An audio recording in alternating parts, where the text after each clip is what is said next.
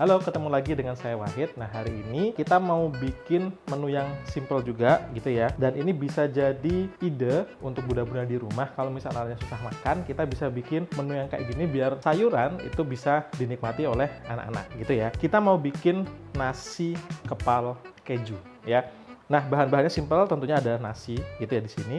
Kemudian ada breadcrumb yang kita gunakan untuk nanti melumuri nasinya gitu ya. Kemudian ada keju, teman-teman bisa pakai keju mozzarella, bisa juga pakai keju yang quick melt gitu ya. Kemudian di sini ada sosis dan juga bisa pakai mixed vegetables ya. Dan nanti ini akan kita tumis bersama dengan bawang bombay. Dan kemudian di sini juga ada telur, kemudian nanti ada bumbu-bumbu gitu ya. Yang pertama kita lakukan, kita akan menumis bawang bombay dan juga mixed vegetables beserta sosis sampai dia nanti cukup matang gitu ya. Nah, yuk kita tumis terlebih dahulu. Oke, ini kita panaskan terlebih dahulu minyak gitu ya. Setelah minyak panas, kita masukkan bawang bombay. Nah, ini akan kita tumis beserta dengan mixed vegetables dan juga sosis gitu ya. Kalau misalnya nggak mau pakai sosis, misal mau pakai ayam juga boleh banget gitu ya. Nah, ini kita tumis dengan api sedang cukup besar gitu ya, sampai wangi bawang bombaynya. Dan tentunya sekaligus biar sosisnya agak sedikit lebih matang gitu ya. Nah, kurang lebih sekitar ya 2-3 menit, kemudian ini sudah cukup. Oke, ini sudah cukup matang gitu ya. Nah, kita bisa matikan apinya. Dan kemudian ini bisa kita campur ke dalam nasi. Yang sudah kita tumis, bawang bombay dan juga mixed vegetables beserta sosis yang sudah kita tumis, kita masukkan ke dalam nasi. Ya. Kita masukkan semua ke dalam nasi.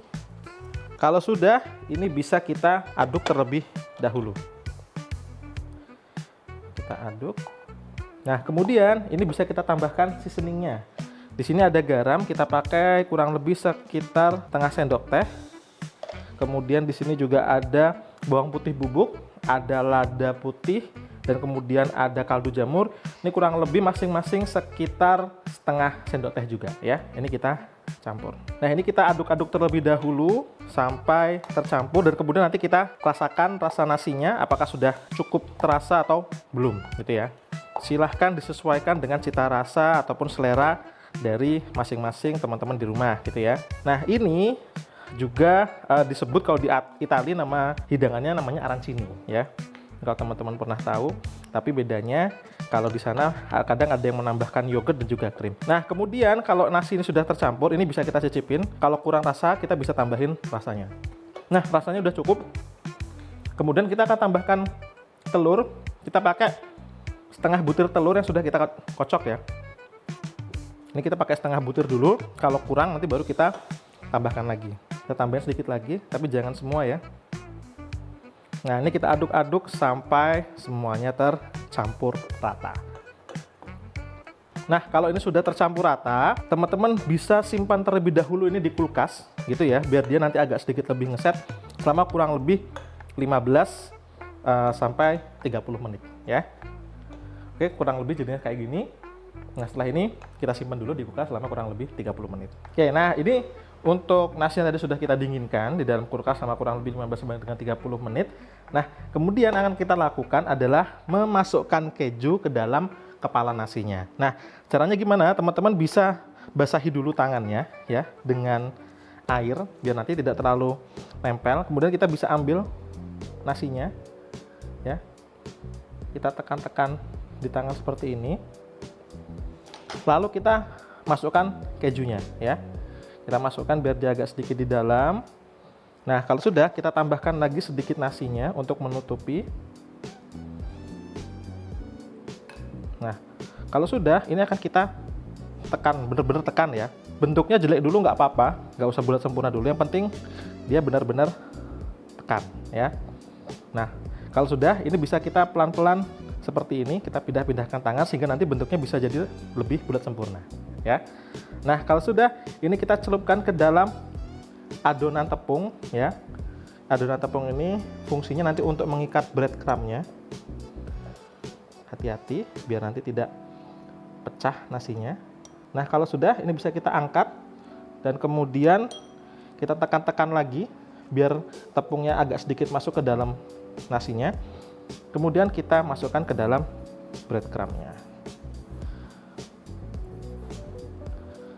Nah, kita masukkan ke dalam breadcrumb seperti ini.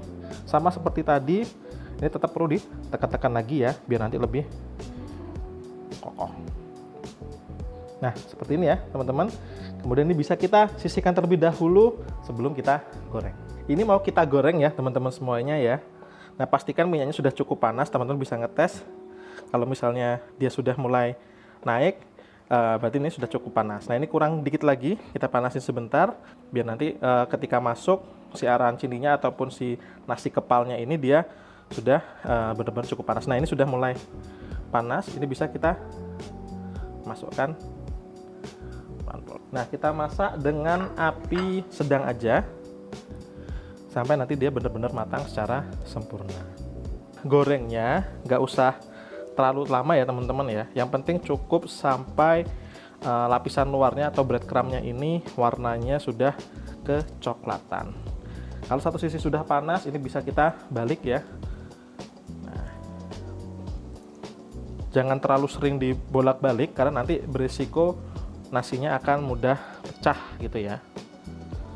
Teman-teman semuanya yang mau beli kompor buat masak ya biar oke kayak gini, teman-teman bisa carinya di Qihoo Mart ya. Banyak banget pilihannya, ada yang kompor portable seperti ini gitu ya, merek-merek Rinnai, kemudian yang lain-lain gitu ya, termasuk juga kompor tanam ya, banyak banget pilihannya, harganya juga oke-oke, dan yang jelas kualitasnya mantap banget gitu ya. Kemudian kalaupun nggak mau pakai kompor gas, misal mau kekinian, teman-teman mau pakai kompor induksi, boleh banget di Qihoo Mart ada juga gitu ya, berbagai merek dengan berbagai pilihan dan berbagai warna juga. Silahkan ke Qihoo Mart gitu ya, karena di Qihoo Mart semua pasti ya. Nah, ini sudah mulai mau matang, ini bisa kita angkat ya. Ini sudah cukup matang, yang penting dia sudah warnanya kecoklatan untuk breadcrumbnya. Kita tiriskan terlebih dahulu, kemudian akan kita sajikan. Bisa kita sajikan ya teman-teman di atas piring. Kita cari dulu. Nah, kalau suka teman-teman boleh menambahkan mayones ya di atasnya. Terserah mau merek apapun. Atau kalau nggak suka bisa di skip ya. Kemudian kita tambahkan sedikit, kalau di sini saya pakai seledri, kalau misalnya teman mau parsley juga boleh banget gitu ya. Oke, nah ini dia menu kita, nasi kepal keju lumer, siap dicicipi teman-teman ya. Oke, jangan lupa teman-teman bisa coba resep ini di rumah ya.